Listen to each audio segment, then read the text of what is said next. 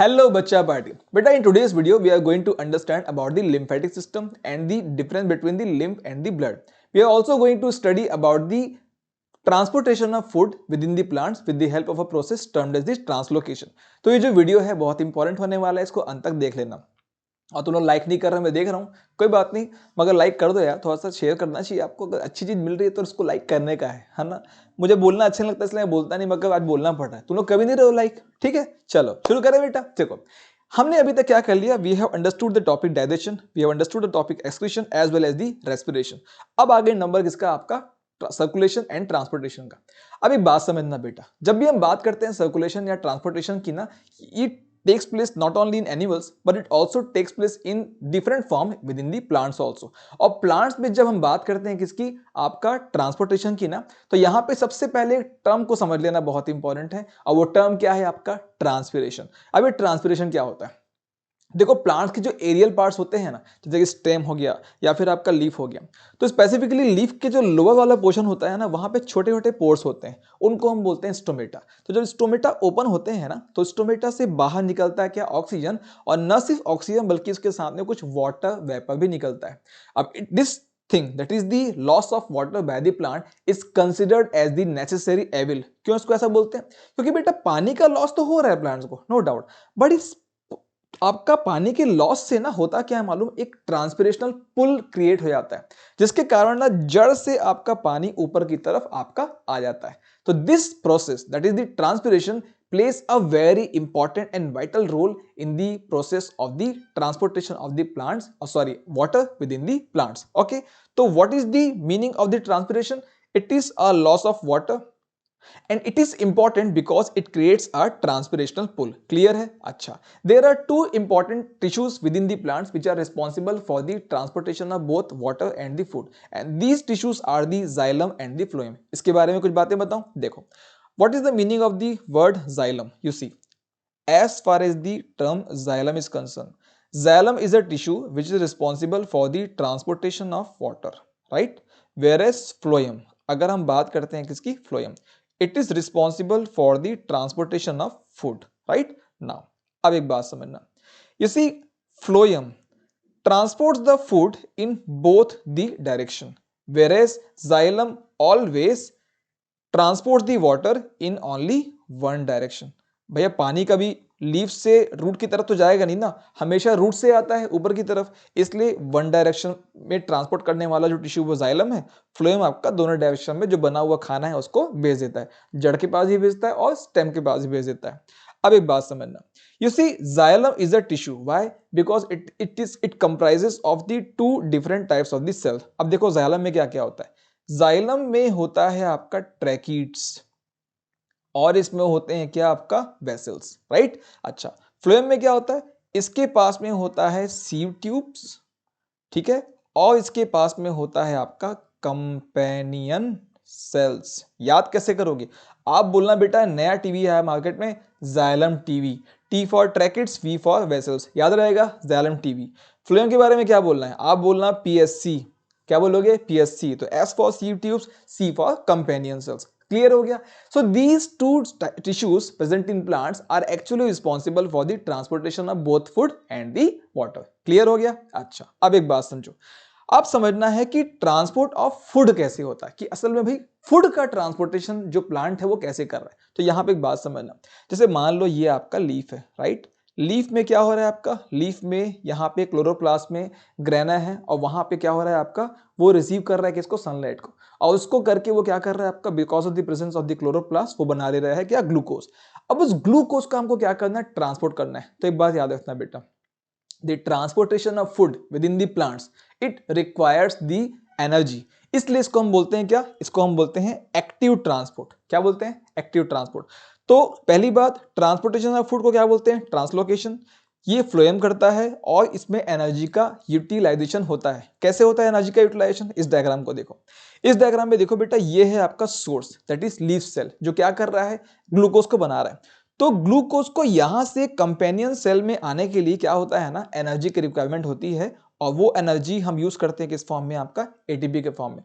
So to load the sucrose और the glucose into the companion cell, we require the energy. मतलब यहां से उठा के ऐसे डालना है उसको, तो ऐसा करने के लिए क्या चाहिए हमको? एनर्जी चाहिए। और ये काम कौन करता है आपका? ये करता है हमारा कंपेनियन सेल। और यहां से पहुंच जाता है, देखो यहां पर, और यहां से आके आपका ऐसे अलग अलग जो पार्ट्स होते हैं ना, वहां पे फूड का डिस्ट्रीब्यूशन हो जाता है। क्लियर? अच्छा, ये हो गई प्लांट्स की बात। अब आ जाते हैं हमारे किसमें? ह्यूमन बींग्स में आ जाते हैं। सबसे पहले difference between the arteries and the when. देखो, एक होती है आर्टरी, एक होती है वेन। कभी ये छू के देखिए अपने हाथ को, देखना ऊपर में जो ग्रीन ग्रीन कलर का दिख रहा होता है ना, वो असल में क्या है? वो वेन है, पतली पतली होती, देखना। और कभी छू के देखोगे ना, अंदर की तरफ जो होती है ना, धसी हुई हमारे बॉडी में, वो होती है आपका आर्टरीज। तो what is the difference between the arteries and the veins, ये देख लेते हैं। देखो, आर्टरीज जो है ना, it is responsible for the transportation of oxygenated blood, right. और ये ना हमारे हार्ट से निकलती है ब्लड लेके, राइट। तो जब भी कोई चीज हार्ट से ब्लड निकल के लेके निकलती है ना, तो उसमें बहुत ज्यादा प्रेशर होता है। तो उस प्रेशर को झेलने के लिए जो आर्टरीज है, उसकी वॉल को कैसा होना चाहिए? थिक होना चाहिए कि थिन होना चाहिए? ऑब्वियसली थिक होना चाहिए ना। तो देखो, आर्टरी की वॉल कैसे रहती है? थिक रहती है। वेन की वॉल कैसे रहती है? थिन रहती है। क्यों थिन रहती है? सपोज ये तुम्हारा क्या है? आपका हार्ट है। हार्ट में कितने चैम्बर हैं? 4 चैम्बर है, राइट। तो हार्ट में जो ब्लड आता है ना, always the heart receives the blood with the help of the veins, ठीक है ना। क्योंकि ब्लड को क्या होना होता है? पहले हमारे 2 चैम्बर में ब्लड को भरना होता है। तो भरने के लिए हमको ना ज्यादा मात्रा में क्या चाहिए? ब्लड चाहिए। बिना किसी प्रेशर के आएगा तब भी चलेगा, बट अमाउंट क्या होना चाहिए? ज्यादा होना चाहिए। तो देखो, हमारे हार्ट में ब्लड आता है किसके थ्रू? वेन से। और जब हमारे हार्ट से ब्लड निकलता है ना, तो बहुत प्रेशर से निकलता है। तो दोनों चैम्बर से जब भी ब्लड निकलेगा, किसके थ्रू निकलेगा? आर्टरीज के ही थ्रू आपका निकलेगा। तो इस बेसिक बात को तो पहले एकदम क्लियर कर लेना, राइट, कि वेन्स जो है हमारे हार्ट के दोनों चैम्बर में ब्लड लेके आती हैं, आर्टरीज हमारे हार्ट के दोनों चैम्बर से ब्लड को लेके चली जाती है। इतनी सी बात है। अब देखो, क्योंकि आर्टरी में बहुत ज्यादा फास्ट और हाई प्रेशर से ब्लड आपका फ्लो होता है ना, तो उसमें वॉल्स की जरूरत नहीं पड़ती, क्योंकि कभी भी बैक फ्लो का ना उसमें चांस है नहीं। भाई इमेजिन अ सिचुएशन, तुमने मोटर चालू किया, पानी बह रहा है, तो जब मोटर चालू है तो बताओ, क्या पानी कभी पीछे आ सकता है क्या पाइप में? आ ही नहीं सकता। इसलिए उसमें वॉल्व नहीं होता, ठीक है ना। वेरेस वेन में क्या होता है? इसमें वॉल्स होते हैं। वॉल मतलब क्या होता है मालूम? जैसे मान लो ये वेन है ना, तो ऐसे ऐसे वॉल होते हैं, ऐसे, ठीक है ना। तो इससे होता क्या है ना, the presence of the wall is to avoid the back flow, क्योंकि वेन में ना प्रेशर कम होता है, जो स्पीड होती है ब्लड की वो भी बहुत धीमी होती है। इसलिए उसमें वॉल का क्या है? आपका प्रोसीजर दिया हुआ कि अगर किसी कारण से वापस भी आने की कोशिश करे ना ब्लड, नहीं, नॉट अलाउड, वापस वापस, ऐसा, ठीक है ना। आर्टरी क्या करती है? हार्ट से बॉडी की तरफ ब्लड लेके जाती है, वेन आपका बॉडी टू हार्ट, राइट। जैसे कि मैंने बताया, flow of blood is very fast and with pressure in the artery. इसका ठीक उल्टा किसमें होता है? आपका वेन में होता है। तो this is the difference between the artery and the when. Clear हो गया? अच्छा, अब देखो, बात करते हैं किसकी? Difference between the blood and the lymph की। ये बहुत इंपॉर्टेंट है। देखो, पहला इजी लाइन, एकदम इजी लाइन, क्या बोलना है आपको? Blood is a part of the circulatory system, lymph is the part of the lymphatic system. पहला एकदम इजी लाइन हो गया, है ना, मजेदार। अच्छा, अब देखो, ब्लड कौन से कलर का होता है? रेड कलर का। लिम्फ का कोई कलर नहीं होता, कलरलेस बोल सकते हो। वैसे पेल येलो कलर का होता है, बट आपका कलरलेस आप बोल सकते हो। Blood is responsible for the circulation of oxygen, nutrients, hormones, ठीक है ना। जबकि लिम्फ में क्या होता है ना, जो प्रोटीन के जो बड़े बड़े टुकड़े होते हैं ना, होता है अमीनो एसिड ही है, बट उसका जो बड़ा बड़ा टुकड़ा जिसको ना ब्लड ट्रांसपोर्ट नहीं कर पाता, उसको ट्रांसपोर्ट करता है कौन? हमारा lymph. And lymph is also responsible for the maintenance of our immune system. मैं आपको एक्सप्लेन करूंगा आगे, इसको वेट करना, अभी कर बताता हूं इसको। अच्छा, blood, okay, it circulates in circular motion, lymph in single direction. कैसे? मैं अभी आपको एक्सप्लेन कर देता हूं। देखो, सबसे पहले एक वर्ड को देखना, कैपिलरीज। कैपिलरीज क्या होती है? बेटा देखो, मेरे पास ये है आर्टरी, एक है आपका वेन। तो आर्टरीज में क्या है? ऐसा ब्लड है जिसमें क्या है? ऑक्सीजन है। वेन्स में ऐसा ब्लड है जिसमें ऑक्सीजन नहीं है। बट एक बात बताओ, there must be some common point जहां पे ना आर्टरीज और वेन्स आपस में मिलते हैं। तो वो जो कॉमन पॉइंट होता है ना, उसको हम बोलते हैं कैपिलरीज। जहां पर क्या होता है ना, ये जो आर्टरीज है ना, ये क्या होती है? आपका आर्टरीज छोटे छोटे आपका आर्टेरियोल्स में आपका कन्वर्ट हो जाती हैं, छोटी छोटी। ये बहुत बड़ा दिख रहा है, बहुत छोटी छोटी होती हैं। और एक पॉइंट ऐसा आता है जहां पर ना ये आर्टेरियोल्स से ना वेन्यूल्स में, और उसके बाद वेन्यूल्स से वेन्स में हमारा जो ब्लड पहुंच जाता है। तो the junction between the artery and the vein which connects both these important blood vessels, इसी जंक्शन को हम बोलते हैं आपका capillaries. And it plays a very important role in exchange of the blood in between the artery and the veins. Clear है ना? तो this is what we call as the capillary. अच्छा, अब देख लो लिम्फेटिक सिस्टम। बेटा ऐसा होता है हमारा lymphatic system, very very important. और यहां पे कुछ इंपॉर्टेंट ऑर्गन्स भी दिए हुए, देखो, spleen, is very important part of our lymphatic system. देखो इंजिन्यूअल आपका लिम्फ नोड, देखो यहाँ पे दिख रहे हैं लिम्फ नोड्स, यहाँ पे दिख रहे हैं लिम्फ नोड्स, यहाँ पर, ठीक है ना। बाकी नाम को आपको नहीं देखना है, बस मैंने 2 नाम पढ़े यहाँ पर, एक मैंने पढ़ा क्या, स्प्लीन, और मैंने पढ़ा आपका लिम्फ नोड, ठीक है ना। ये 2 नाम मैंने पढ़े। अब एक देखो हमारे लिम्फेटिक सिस्टम में कौन कौन से कंपोनेंट होते हैं ना, सबसे पहले इसको देख लेते हैं, ठीक है। क्या क्या होता है बताओ। हमारे लिम्फेटिक सिस्टम में सबसे पहले जो चीज होती है वो क्या है, लिम्फ कैपिलरीज, राइट। उसके बाद में नंबर आता है किसका, लार्ज लिम्फ वेसल्स का, और उसके बाद में लिम्फ नोड का, और आखिरी में हमको समझना है लिम्फ के बारे में। इन चारों को मिलाओगे तो बनता है क्या, हमारा लिम्फेटिक सिस्टम। तो फिर से बताता हूं, लिम्फेटिक सिस्टम में क्या क्या है। सबसे पहले लिम्फ है, राइट।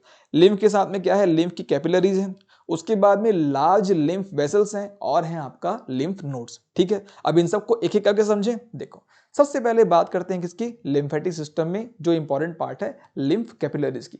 लिम्फ कैपिलरीज असल में क्या है, ये असल में छोटे छोटे क्या है आपका, ट्यूब्स हैं, बहुत छोटे छोटे ट्यूब, पूरी बॉडी में ना हमारे फैले होते हैं, राइट। अच्छा, ये जो छोटे छोटे ट्यूब है ना, ये कैसे आपका ब्लड कैपिलरीज से अलग है मालूम। देखो ब्लड कैपिलरीज से ऐसे अलग है कि ना, ब्लड कैपिलरीज जहां ना उसमें कोई एंड पॉइंट नहीं होता ना, वहीं आपका जो लिम्फ की कैपिलरीज होती है ना, इसमें एंड पॉइंट होता है, दैट इज ये क्लोज्ड एंडेड होते हैं, पहली बात। दूसरी बात, जैसे देखो लिम्फ जो कैपिलरीज होती है ना, उसकी दीवार में ना ऐसे क्या होते हैं, बड़े बड़े पोर्स होते हैं, ऐसे पोर्स, और इन पोर्स का साइज ना किसी कैपिलरी की दीवार में जो पोर्स होते हैं ना, उसके साइज से बहुत बड़ा होता है। तो देखो ये क्या हो गया, ये are the pores in its wall which are bigger in size as compare to the blood capillaries, right. तो ये होते हैं बेटा क्या, लिम्फ कैपिलरीज। क्या मैंने बताया, टाइनी ट्यूब्स हैं, पूरी बॉडी में फैले हुए हैं, और ब्लड कैपिलरीज से ऐसे अलग है कि ये क्लोज एंडेड है, और इसकी वॉल में जो आपका पोर्स है ना, वो बहुत ज्यादा बड़े हैं, राइट। तो ये हो गया लिम्फ कैपिलरीज।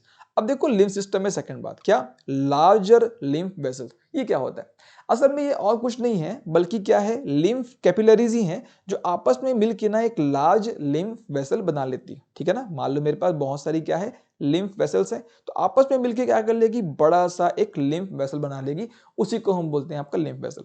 अब इसकी खासियत क्या है, देखो इसमें होते हैं क्या, लिम्फ नोड्स। क्या होते हैं, लिम्फ नोड्स। नोड्स मतलब ऐसे, जैसे मान लो ये लिम्फ वेसल है, इसमें ऐसे लिम्फ नोड्स होते हैं।